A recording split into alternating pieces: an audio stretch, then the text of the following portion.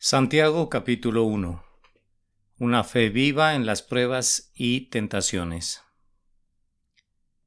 Versículo 1. Santiago, siervo de Dios y del Señor Jesucristo, a las 12 tribus que están en la dispersión, salud. Santiago. Hay varios nombres con el nombre de Santiago mencionados en el Nuevo Testamento, pero la tradición confiable asigna este libro a aquel llamado Santiago el Justo, el medio hermano de Jesús y hermano de Judas, el cual dirigió a la iglesia en Jerusalén. Otros nombres con el nombre de Santiago son Santiago, hermano de Juan, hijo de Zebedeo, el primer apóstol martirizado, también conocido como Santiago el Menor. Santiago Jacobo, el hijo de Alfeo, otro de los 12 discípulos. El escritor de esta carta es el mismo Santiago que recibió una aparición especial de Jesús en la resurrección. Esta fue probablemente la causa de su conversión, porque hasta ese momento los hermanos de Jesús parecían no apoyar ni su mensaje ni su misión. Cuando siguió a Jesús lo hizo con gran devoción. Una historia temprana de la iglesia dice que Santiago fue tal hombre de oración que sus rodillas tenían callos grandes y gruesos que parecían las rodillas de un camello. También dice que Santiago fue martirizado en Jerusalén, ya que lo empujaron desde un punto alto del templo. Sin embargo, la caída no lo mató, y en el suelo fue golpeado hasta morir, incluso mientras oraba por sus atacantes. Siervo de Dios y del Señor Jesucristo. Saber que este Santiago era el medio hermano de Jesús hace que su autointroducción sea más significativa. Él no se proclama a sí mismo como el hermano de Jesús, sino solo como un siervo de Dios y del Señor Jesucristo. Jesús no era solamente el hermano de Santiago, él era su Señor, lo que es más importante aún. A las 12 tribus. A lo que se refiere Santiago con la referencia de las 12 tribus es difícil de entender. En verdad la carta aplica para todos los cristianos, pero probablemente Santiago le escribió antes de que los gentiles fueran traídos a la iglesia, o antes de que emergieran los cristianos gentiles en un número significativo. Que están en la dispersión. En ese tiempo el pueblo judío estaba esparcido por todo el mundo. Había comunidades cristianas entre casi todas las comunidades judías a través de todo el mundo. Con respecto a lo extenso de la dispersión, Josefo escribió: no hay ciudad ni tribu, ya sea griega o bárbara, en la cual las leyes y las costumbres judías no se hayan arraigado. De muchas maneras escuchamos al libro de Santiago debido a que repite las enseñanzas de Jesús. Hay al menos 15 alusiones al Sermón del Monte en Santiago. Santiago era un hombre que conocía las enseñanzas de Jesús y que las tomó en serio cuando escribió esta carta. Salud. El saludo salud era la costumbre griega para comenzar una carta. Pablo nunca lo usó. Él prefería saludar a sus lectores con las palabras gracia y paz. Pero aquí Santiago usa un saludo más común. Versículo 2 al 4. Hermanos míos, tened por sumo gozo cuando os halléis en diversas pruebas, sabiendo que la prueba de vuestra fe produce paciencia. Mas tenga la paciencia su obra completa para que seáis perfectos y cabales, sin que os falte cosa alguna. Tened por sumo gozo cuando os halléis en diversas pruebas. Santiago considera las pruebas como inevitables. Él dice cuándo y no si os halléis en diversas pruebas. Al mismo tiempo, las pruebas son ocasiones para el gozo, no para una resignación desalentadora. Podemos tener sumo gozo en medio de las pruebas debido a que son utilizadas para producir paciencia. Paciencia proviene de la antigua palabra griega upomón.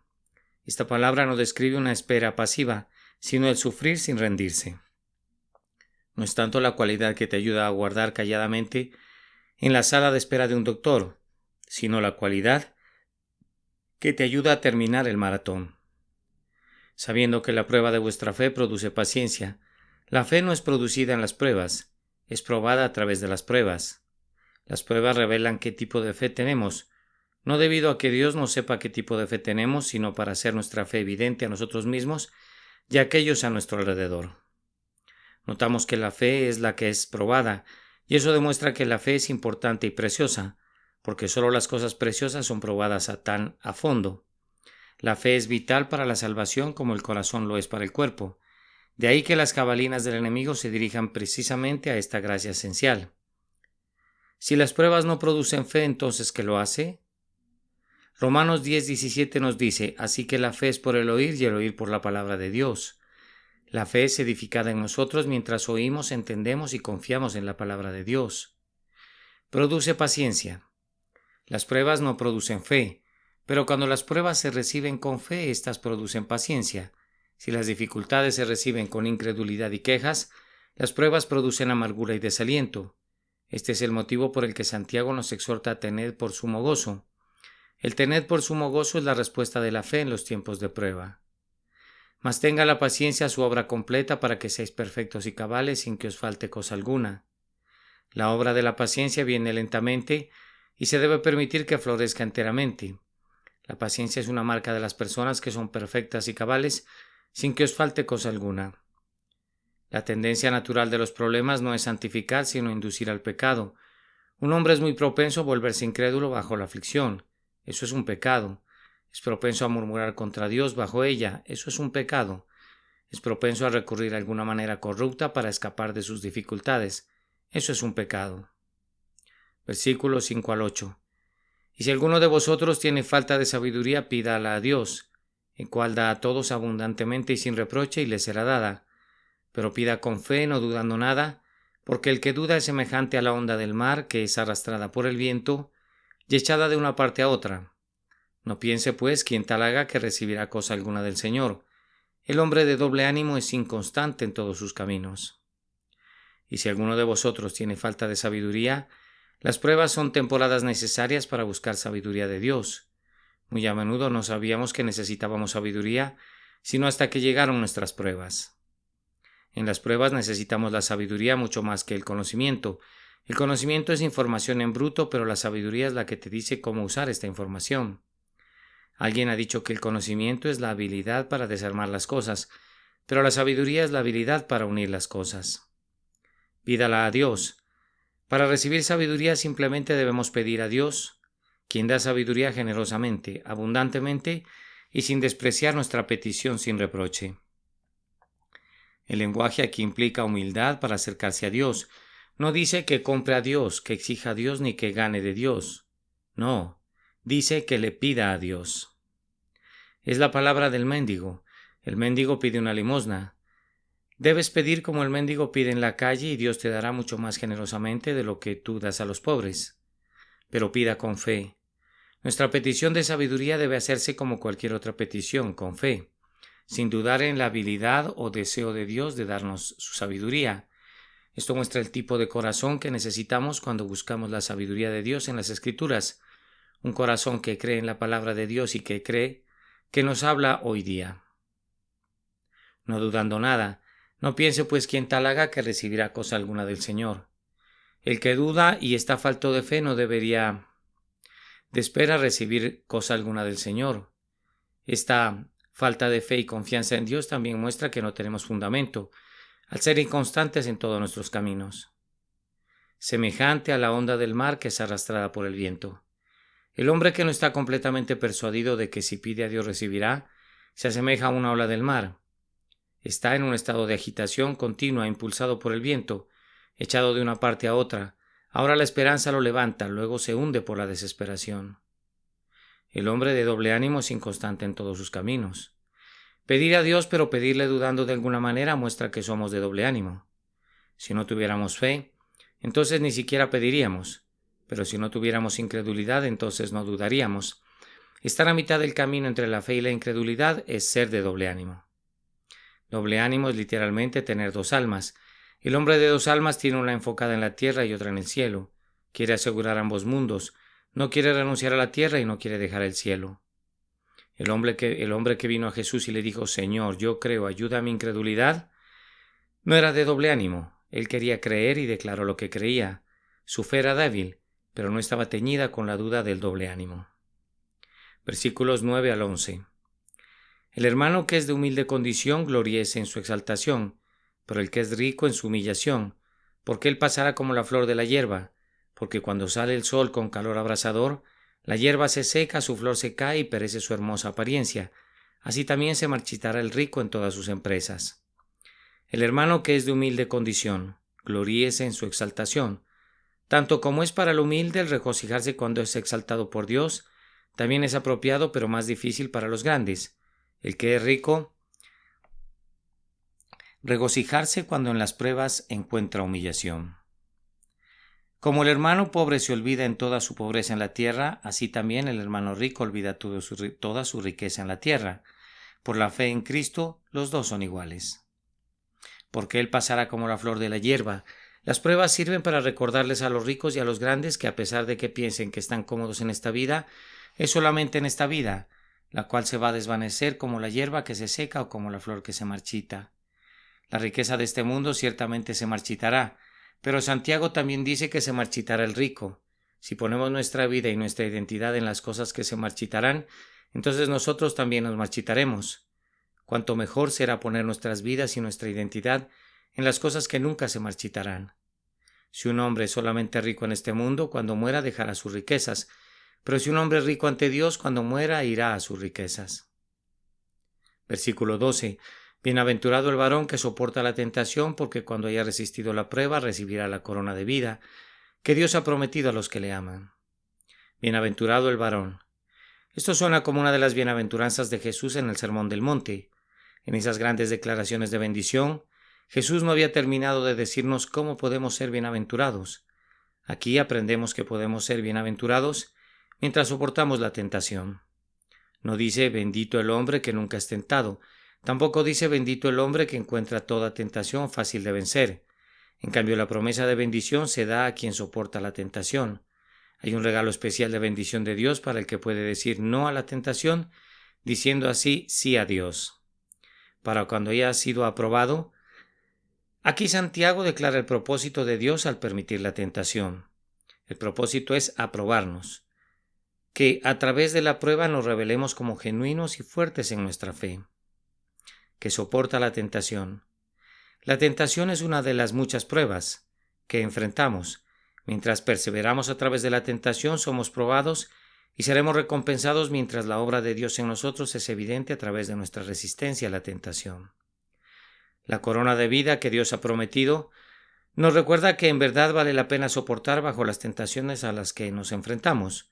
Nuestra perseverancia será recompensada mientras demostramos nuestro amor por Jesús, cuando dice a los que le aman por medio de resistir la tentación. A los que le aman. Esto describe el motivo para resistir la tentación, nuestro amor a Dios. Las pasiones de la tentación pecaminosa solo pueden ser superadas por una pasión mayor, y esa es una pasión por el honor, la gloria y la relación con Dios. Pero el mejor motivo para resistir la tentación es amar a Dios. Es amar a Dios con mayor poder y pasión que al pecado. Versículos 13 al 16. Cuando alguno es tentado, no diga que es tentado de parte de Dios, porque Dios no puede ser tentado por el mal, ni Él tienta a nadie, sino que cada uno es tentado cuando de su propia concupiscencia es atraído y seducido. Entonces la concupiscencia, después de que ha concebido, da a luz el pecado, y el pecado, siendo consumado, da a luz la muerte. Amados hermanos míos, no erréis. Cuando alguno es tentado, no diga que es tentado de parte de Dios. La tentación no viene de parte de Dios, a pesar de que Él la permite. Él en sí mismo no nos seduce a hacer mal. Santiago sabía que la mayoría de las personas tienen una inclinación impía de culpar a Dios cuando se encuentran en pruebas, pero debido a su propia naturaleza, Dios es incapaz de ser tentado, en el sentido que nosotros somos tentados como Santiago lo explicará, ni tampoco Él tienta a nadie. Cada uno es tentado cuando de su propia concupiscencia es atraído y seducido. Dios no nos tienta, en lugar de eso la tentación viene cuando cada uno es atraído por su propia concupiscencia y es seducido con el mundo y el maligno como proveedores de las seducciones.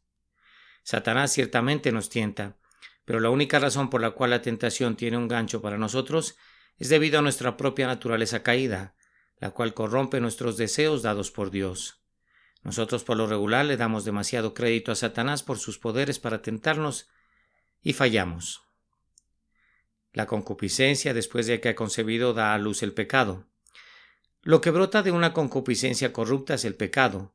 Lo que brota del pecado es la muerte. La progresión a la muerte es un resultado inevitable, el cual Satanás siempre intenta esconder de nosotros, pero del que nunca debemos ser engañados. Amados hermanos míos, no erréis. La gran estrategia de Satanás es convencernos de que la búsqueda de nuestras concupiscencias corruptas de alguna manera producirá vida y bondad. Si recordáramos que Satanás solo viene para hurtar, matar y destruir, entonces resistiríamos las decepciones y tentaciones más fácilmente. Versículos 17 y 18. Toda buena dádiva y todo don perfecto desciende de lo alto del Padre de las luces, en el cual no hay mudanza ni sombra de variación. Él de su voluntad nos hizo nacer por la palabra de verdad, para que seamos primicias de sus criaturas. Toda buena dádiva y todo don perfecto desciende de lo alto.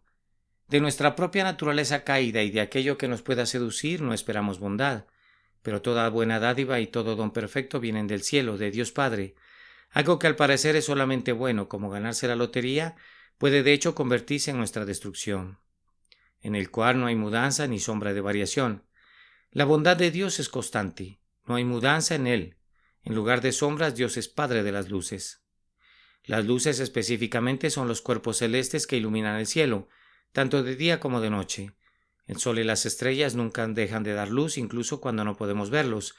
Cuando llega la noche, la oscuridad no es culpa del sol, pues el sol sigue brillando con la misma intensidad que antes.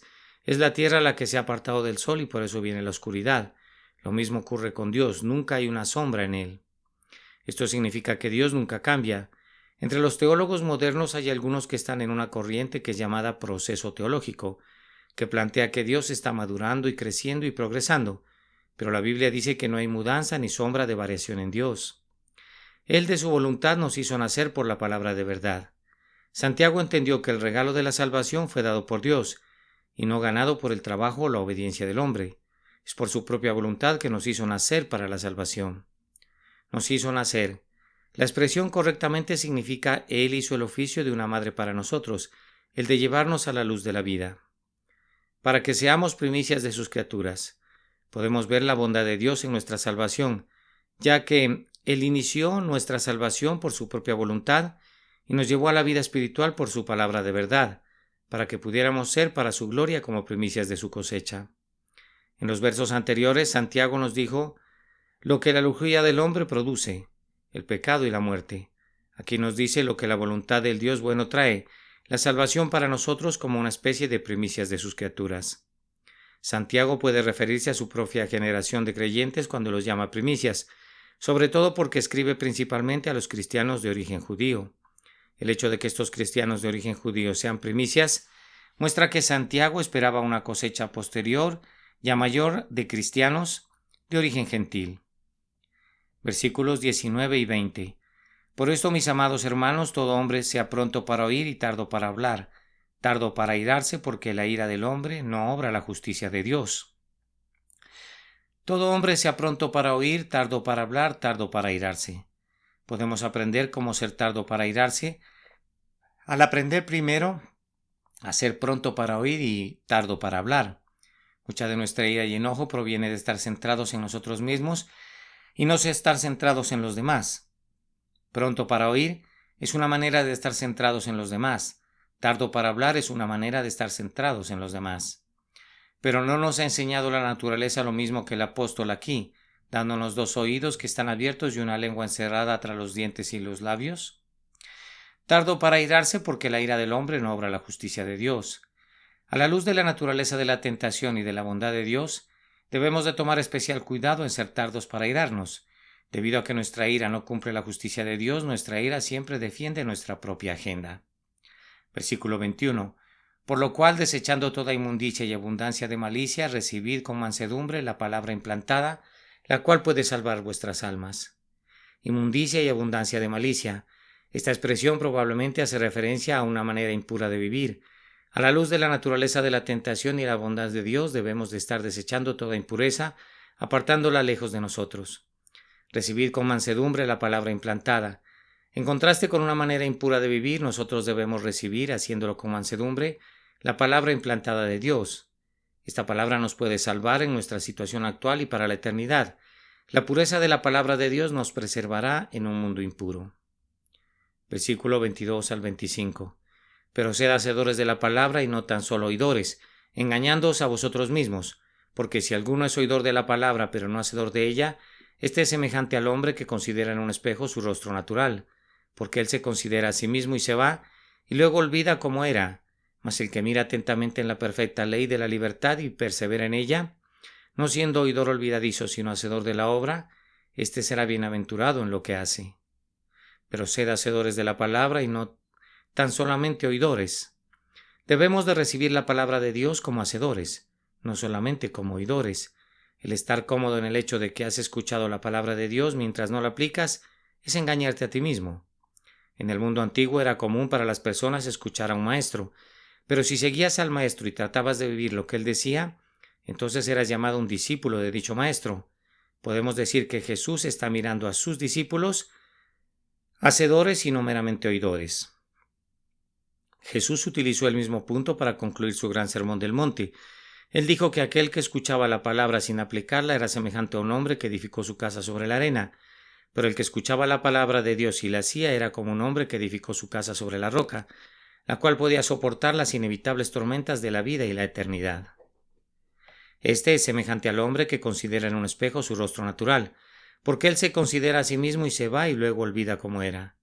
Aquel que solamente oye la palabra de Dios pero no la pone en práctica, tiene el mismo sentido y estabilidad de aquel hombre que se mira a un espejo inmediatamente se olvida de lo que vio. La información que recibió no le hizo ningún bien en su vida. Considera su rostro natural. La antigua palabra griega traducida como considera tiene la idea de un escrutinio cuidadoso. Por aplicación, Santiago se está refiriendo a las personas que escudriñan cuidadosamente la palabra de Dios y se les podría tener como verdaderos expertos de la Biblia, pero finalmente no la llevan a la práctica. Una persona sana se mira en el espejo para hacer algo, no solo para admirar la imagen. Asimismo, un cristiano sano se mira en la palabra de Dios para hacer algo al respecto, no solo para almacenar hechos que no utilizará, sino para ser un hacedor de la palabra. Mas el que mira atentamente en la perfecta ley, la de la libertad, y persevera en ella, éste será bienaventurado en lo que hace. Pero si estudiamos la palabra de Dios atentamente y la llevamos a la práctica, perseverar en ella, entonces seremos bienaventurados. El que mira atentamente en la perfecta ley, la de la libertad. En el antiguo lenguaje griego, la palabra para mira atentamente habla de un examen penetrante. A pesar de que Santiago expresa la necesidad de hacer, no descuida el estudiar la palabra de Dios. Debemos de buscar en la palabra de Dios. La perfecta ley, la de la libertad. Esta es una manera maravillosa de describir la palabra de Dios. En el Nuevo Pacto Dios nos revela su ley, pero es una ley de libertad escrita en nuestros corazones transformados por el Espíritu de Dios. Versículo 26 y 27. Si alguno se cree religioso entre vosotros y no refrena su lengua, sino que engaña su corazón, la religión del tal es vana. La religión pura y sin mácula delante de Dios el Padre es esta: visitar a los huérfanos y a las viudas en sus tribulaciones y guardarse sin mancha del mundo. Si alguno se cree religioso entre vosotros. La verdadera religión no se muestra por solamente oír la palabra, sino por hacerla. Una manera de ser hacedor de la palabra de Dios es refrenar la lengua. Se cree religioso. El Nuevo Testamento nunca usa la antigua palabra griega para religioso en un sentido positivo. Santiago la usó aquí para referirse a alguien que es religioso, pero que realmente no está bien con Dios, y esto se evidencia porque no refrena su lengua. La religión del tal es vana. Tu caminar con Dios es vano si no se traduce en la manera en la que vives y en la que tratas a los demás. Muchos son engañados en su propio corazón con respecto a la realidad de su caminar con Dios. A los ojos de Dios, una religión pura y sin mácula se expresa en actos de caridad y en la castidad, las dos características de la ética cristiana primitiva que impresionaron al mundo contemporáneo. La religión pura y sin mácula delante de Dios. Hay una gran cantidad de religión pura y sin mácula a los ojos de los hombres que no es pura y sin mácula delante de Dios. Visitar a los huérfanos y a las viudas en sus tribulaciones y guardarse sin mancha del mundo. Un verdadero caminar con Dios se muestra de maneras simples y prácticas. Ayuda a los necesitados y se mantiene a sí mismo sin mancha de la corrupción del mundo. La caridad y la pureza son las dos grandes prendas del cristianismo. La verdadera religión no solo da algo para el alivio de los afligidos, sino que los visita, los supervisa y los cuida. Va a sus casas y habla a sus corazones, alivia sus necesidades, simpatiza con ellos en sus angustias, los instruye en las cosas divinas y los encomienda a Dios, y todo esto lo hace por el Señor. Esta es la religión de Cristo. Sin mancha del mundo. La idea no es que un cristiano se aleje del mundo. sino que se relacione con los huérfanos y las viudas en sus tribulaciones y las demás personas en sus necesidades. El ideal cristiano no es retirarse del mundo. Están en el mundo, pero no pertenecen a él y se guardan sin mancha del mundo. Ya para finalizar, tomemos del libro de Génesis. Lot es un ejemplo de un hombre que fue visto por el mundo. Empezó a acercarse hacia Sodoma sin tener en cuenta el clima espiritual de la zona debido a la prosperidad de ésta. Eventualmente se mudó a la ciudad malvada y se convirtió en parte del liderazgo de la ciudad. El resultado final fue que Lot lo perdió todo y se salvó solamente como por la piel de sus dientes. Oremos.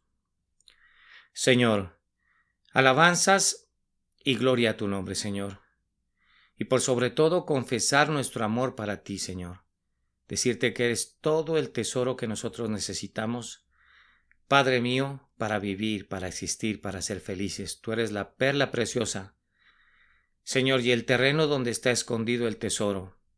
Debemos comprar ese terreno, Señor, y básicamente debemos partir de la palabra, porque de lo contrario nos creeremos religiosos, Señor, y esa religión como tal sería vana.